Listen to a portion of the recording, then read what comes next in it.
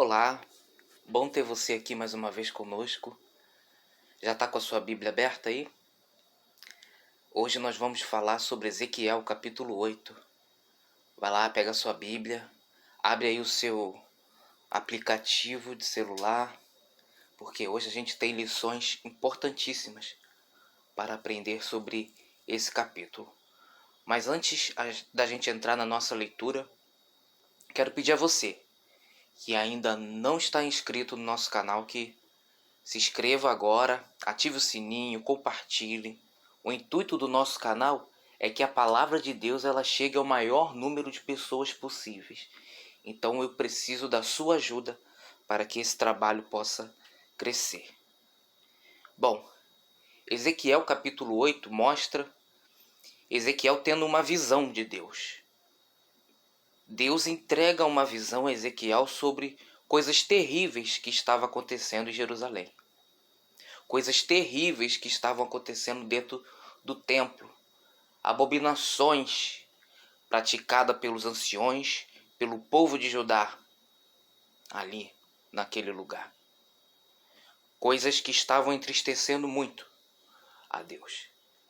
Então ele começa o capítulo assim: no 6º ano, no 6º mês, aos 5 dias do mês, estando eu sentado em minha casa, e os anciões de Judá sentados diante de mim, sucedeu que ali a mão do Senhor Deus caiu sobre mim. Olhei, e eis uma figura como de fogo, desde os seus lombos e daí para baixo. Era fogo, e dos seus lombos para cima, como resplendor de metal brilhante. Bom, aqui, Deus, primeiramente, mostra a sua glória para Ezequiel.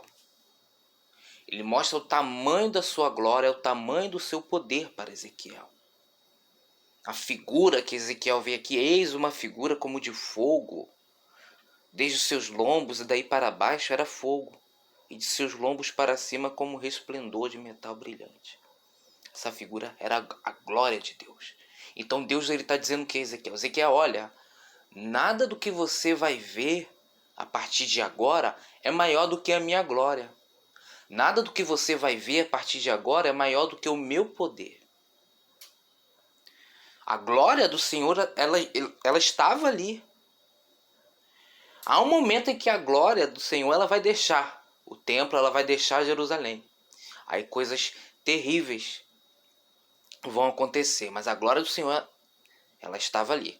Continuando, versículo 3. Estendeu ela dali uma semelhança de mão e me tomou pelos cachos da cabeça. O Espírito me levantou entre a terra e o céu e me levou a Jerusalém, em visões de Deus, até a entrada da porta do pátio, de dentro, que olha para o norte, onde estava colocada a imagem dos ciúmes que provoca os ciúmes de Deus. Aqui, olha para o norte, né? O norte, Ezequiel tem uma visão de uma imagem no norte, uma figura, uma estátua de um deus pagão que foi colocada ali para proteger, veja só, proteger Jerusalém, proteger a casa de Judá. O norte era o lugar de onde vinham os inimigos de Judá. Então eles achavam que colocando aquela imagem ali iria proteger eles. Você vê que coisa, né? Tiraram o protagonismo de Deus e colocaram a sua confiança em uma imagem. Por isso que aqui fala a imagem dos ciúmes, que provoca os ciúmes de Deus, porque era uma imagem pagã, né? Era outro Deus que eles estavam colocando ali. Tiraram o protagonismo de Deus, confiaram em outro Deus. E aí fica uma lição para a gente que nós devemos confiar no Deus verdadeiro. A nossa confiança tem que estar no único Deus que existe. E não adiantou de nada, porque foi justamente o norte de onde Nabucodonosor veio e destruiu Israel. Então aquela confiança que eles tiveram naquela imagem foi em vão. E ele continua, eis que a glória, versículo 4, eis que a glória de Deus do Deus de Israel estava ali, como a glória que eu vira no vale. Aqui ele está se referindo à visão que ele teve no início do capítulo. Como eu mencionei aqui, a glória de Deus, ela estava ali. E ele me disse: filho do homem, levanta agora os olhos para o norte. Levantei os olhos para lá, e eis que do lado norte, à porta do altar, estava esta imagem dos ciúmes à entrada. Eles colocaram a imagem à entrada na porta, justamente como com o intuito de proteção mesmo, completamente em vão. Versículo 6: disse-me ainda: filho do homem, vê o que eles estão fazendo, as grandes abominações que a casa de Israel faz aqui, para que me afaste do meu santuário. Você vê, as abominações que estavam acontecendo ali, de alguma forma elas afastavam Deus do templo. A mesma coisa é a nossa vida, entendeu? Aquilo que nós praticamos de errado, o pecado ele tem o poder de nos afastar de Deus. O pecado ele tem esse poder. Agora, quando a gente faz aquilo que é certo, quando a gente faz a vontade dele, a gente acaba nos aproximando de Deus. E aqui a gente está fazendo algo maravilhoso, que é a leitura da palavra de Deus. A palavra de Deus, ela tem esse poder. Ela tem o poder de transformar a nossa vida. Ela tem o poder de nos aproximar do nosso Criador.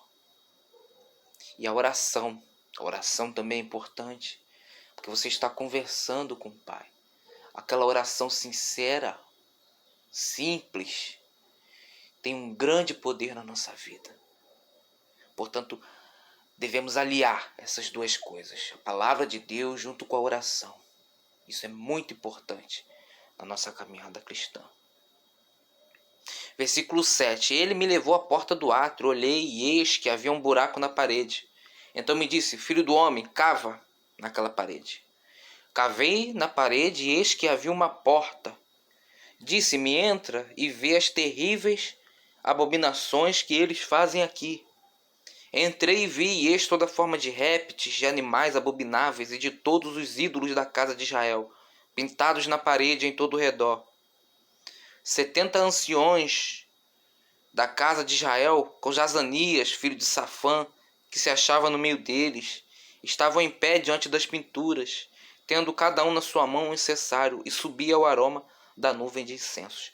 Aqui, Ezequiel tem uma visão de um buraco na parede ali dentro do templo.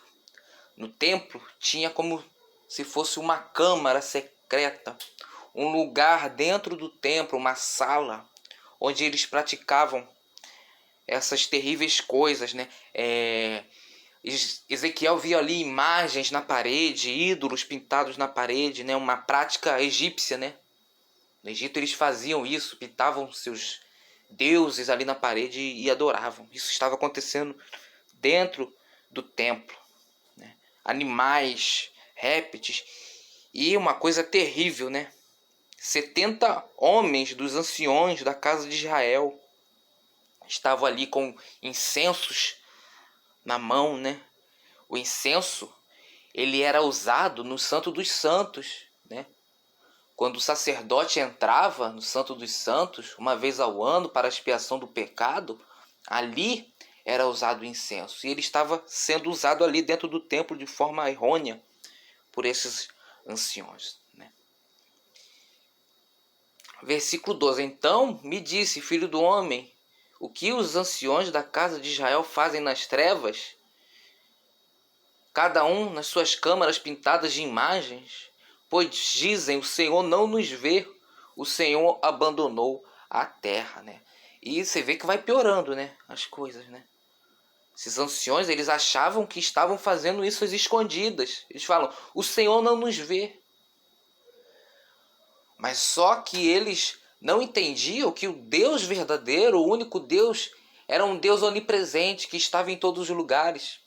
Era um Deus que conhecia o nosso coração, que conhece o nosso coração. É o Deus que conhece a nossa mente, aquilo que a gente pensa. Ele tem ciência de tudo aquilo que a gente faz.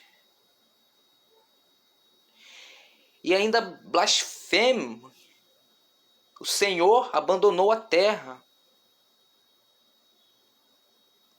Você vê que coisa, né? Que coisa triste que estava acontecendo em Jerusalém. Que coisa triste que estava acontecendo no templo. E vai piorando. Disse-me ainda, versículo 13: tornarás a ver maiores abominações que eles estão fazendo. Levou-me à entrada da porta da casa do Senhor, que está no lado norte, e eis que estavam ali mulheres assentadas chorando a Tamuz. Tamuz era um deus babilônico, um deus pagão, que era conhecido como o deus da fertilidade, né? Esse deus, diz a mitologia, que no inverno ele sumia, desaparecia e voltava no verão. Então esse período entre o inverno e o verão era como se ele estivesse morto, esse Deus estivesse morto. E essas mulheres estavam ali chorando, clamando que esse Deus ele ressuscitasse, clamando pela ressurreição desse Deus, para que elas pudessem vir a ter fertilidade e pudessem engravidar. Olha só, que coisa terrível. Ao invés dessas mulheres agirem como Ana agiu, fazendo aquela oração, fazendo aquele clamor a Deus, ao Deus de Israel, ao único Deus, não. Elas viram as costas para Deus e vão procurar outros meios. Fica aqui outra lição para a gente, né? Quantas vezes a gente, ao invés de procurar a Deus, a gente busca o nosso próprio entendimento, busca outros caminhos para conseguir aquilo que a gente quer?